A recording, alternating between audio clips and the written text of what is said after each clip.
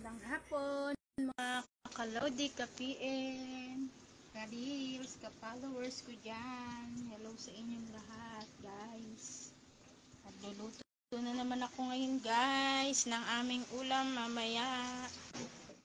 Yan guys, naghiwa na ako ng bawang, sibuyas, kamatis, pechay, at ang sasahog ko ngayon ay tokwa guys. Ayan, piniprito ko yung tokwa guys. Prito ko siya guys. Hanguin ko na yung naluto ko. Bago, ay masyadong mapalutong ito. At di siya crispy siya. Saan kasi ako ng live ko. Gandang hapon sa lahat. Pasok po kayo sa live ko ngayon.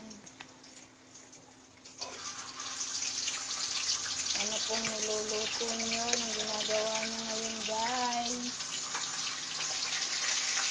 Piniprito ko yung tokwa na isasahog ko sa gulay ko. Magugulay na naman ako ngayon guys. Pechay. Hello po sa